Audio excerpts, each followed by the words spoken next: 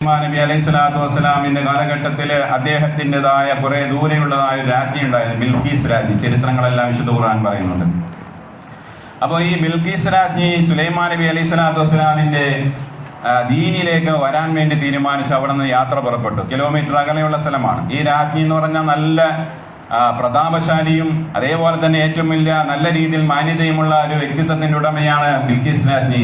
അവര് ഇസ്ലാമിലേക്ക് കടന്നു വരാൻ മുസ്ലിമാകാൻ തീരുമാനിച്ചപ്പോൾ അവരിവിടെ എത്തുന്നതിന് മുമ്പ് അവരുടെ സിംഹാസനം എന്ന് പറയുന്ന അതിമനോഹരമായ രീതിയിൽ നല്ല ഭംഗിയുള്ളതായ അന്ന് രാജകീയമായി നിർമ്മിച്ച ഒരു സിംഹാസനം ഈ രാജ്ഞിക്കുണ്ടായിരുന്നു.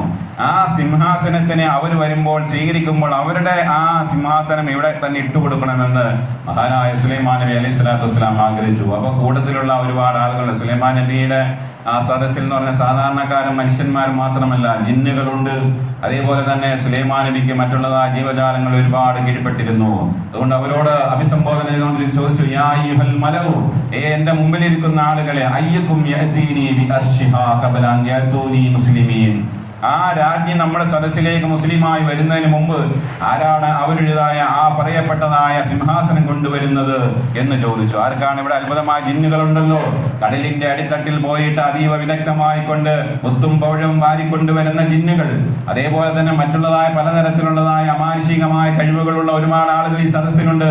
അതുകൊണ്ട് ഞാൻ നിങ്ങളോട് ചോദിക്കുന്ന ആരാണ് ആ പറയപ്പെട്ട ബിൽക്കീസ് രാജ്ഞി അവിടെ നിന്ന് പുറപ്പെട്ട് ഇവിടെ എത്തുന്നതിന് മുമ്പ് അവരുടെ സിംഹാസനം എന്റെ സദസ്സിലേക്ക് കൊണ്ടുവരാൻ കഴിയുന്നത് ആരാണെന്ന് മഹാനായ സുലൈമാൻ നബി അലൈഹി സ്വലാത്തു വസ്സലാം ചോദിച്ചപ്പോൾ ഒരാളെ എഴുന്നേറ്റ് പറഞ്ഞു, കാല ഇഫ്രീതും മിനൽ ജിന്ന്, ജിന്നിന്റെ നേതാവായ ഇഫ്രീത് പറഞ്ഞു, അന ആതീക ബിഹി, നബി അങ്ങേക്ക് വേണ്ടി ഞാൻ അത് കൊണ്ടുവന്നു തരാം. ഖബലാൻ തഖൂമ മിൻ മഖാമിക, നിങ്ങൾ ഈ സദസ്സ് വിട്ട് പിരിയുന്നതിന് മുമ്പ് തന്നെ ഞാൻ അവിടെ നിന്ന് എടുത്തുകൊണ്ടുവരാം. വൈന്നി അലൈഹി ലഖവിയൻ അമീൻ. ഇഫ്രീത്ത് എന്ന് പറയുന്ന ജിന്നെന്ന് പറഞ്ഞാൽ അത്ഭുതകരമായ ജീവിയാണ്. മനുഷ്യൻ വരുന്നതിന് മുമ്പ് ഭൂമി ലോകത്ത് ജീവിച്ച ഒരു വിഭാഗം ആളുകളാണ്. മനുഷ്യന്മാരെ പോലെ അവർ കല്യാണം കഴിക്കുകയും അവർക്ക് സന്താനങ്ങൾ ഉൽപാദനം ചെയ്യുകയും ആ ജിന്നുകൾ തന്നെ വിശ്വാസികളും അവിശ്വാസികളുണ്ട്. സൂറത്തുൽ ജിന്ന് എന്ന് പറയുന്ന ഒരു സൂറത്തുണ്ട്.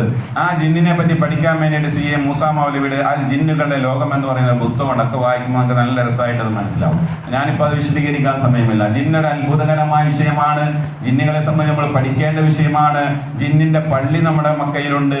അതേപോലെ തന്നെ ജിന്ന് സൂറത്ത് ആ പള്ളിയെ മുഴുവനും എഴുതി വെച്ചിട്ടുണ്ട്. ഇതെല്ലാം നിങ്ങൾ കണ്ടവരാണ്. അപ്പൊ അതുകൊണ്ടാണ് ഞാൻ പറയുന്നത് ജിന്നൊരു അത്ഭുതകരമായ സംഭവമാണ്. അതുകൊണ്ട് ജിന്നുകളെ പറ്റി നമ്മൾ പഠിക്കേണ്ടതാണ്. അതിൽപ്പെട്ട ഒരു നേതാവാണ് പറഞ്ഞത്, സുലൈമാൻ നബി അങ്ങ് ഈ സദസ്സിൽ നിന്ന് എഴുന്നേറ്റ് പോയി തിരിച്ചു വരുന്നതിന് മുമ്പ് തന്നെ ഞാൻ ആ പറയപ്പെട്ട സിംഹാസനം കൊണ്ടുവന്നു തരാം.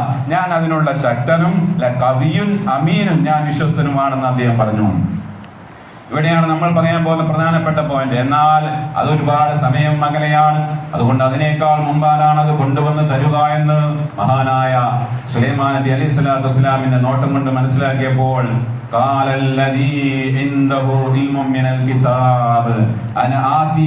അപ്പോൾ വേറെ ആളെ എഴുന്നേറ്റ് എന്നിട്ട് പറഞ്ഞു, അയാളൊരു സാധാരണ മനുഷ്യനാണ്, ജിന്നൊന്നുമല്ല.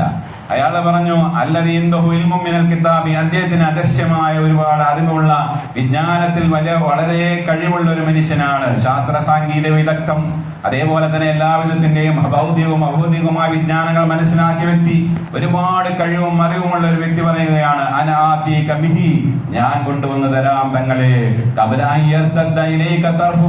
അങ്ങയുടെ കണ്ണ് ചിമ്മുന്ന നേരം കൊണ്ട് ഞാൻ അത് കൊണ്ടുവന്ന് തരാം. ഇതിലും വേഗത്തിൽ കൊണ്ടുവന്ന് തരാൻ ആർക്കും സാധിക്കുകയില്ല. അങ്ങൊന്ന് കണ്ണ് ഇമ വെട്ടുന്ന നേരം എന്ന് നമ്മൾ പറയുന്നില്ലേ, കണ്ണൊന്ന് അടച്ചു തുറക്കുന്നതിന് മുമ്പ് ആ സാധനം ഞാൻ ഇത്രയും കിലോമീറ്റർ അകലെയുള്ള സാധനത്തിന് ഞാൻ ഇവിടെ കൊണ്ടുവന്ന് തരാമെന്ന് മഹാനായ സുലൈമാൻ നബി അലൈഹി സ്വലാത്തു വസ്സലാമിന്റെ സദസ്സിലിരുന്ന ആ വ്യക്തി പറയുകയാണ്.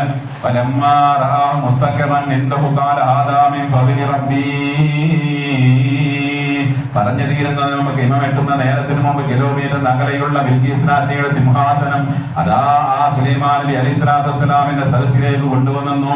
ഇത് കണ്ടപ്പോൾ അവർ പറയുകയാണ്, ആദാമിൻ ഫമിലി റബ്ബി, അല്ലാഹുവിന്റെ ഔദാര്യമാണ്. അശ്കുറു അം അക്ഫുർ, അമൻ ശക്കറ ഫഇന്നമാ യശ്കുറു ലിനഫ്സി, അമൻ ഗഫറ ഫഇന്ന റബ്ബി ഗനിയ്യുൻ കരീം. നമ്മൾ അങ്ങനെയാണ് ആലോചിക്കേണ്ടത്. അല്ലാഹു തആല ഈ ആയത്തിന്റെ ബാക്കി പറഞ്ഞ എങ്ങനെ എത്ര സുന്ദരമായിട്ടാണ്. ഒരാൾ ഈ പറഞ്ഞ സാധനത്തിന് നന്ദി ചെയ്യുകയാണെങ്കിൽ ആ നന്ദി അവന് സ്വന്തമായിട്ടുള്ളതാണ്. ഒരു കാര്യം നമ്മൾ നിസ്കരിക്കണം നമുക്ക് വേണ്ടിയിട്ട്, അള്ളാഹ്ക്ക് വേണ്ടിയിട്ടല്ല നമ്മൾ നിസ്കരിക്കുന്നത്.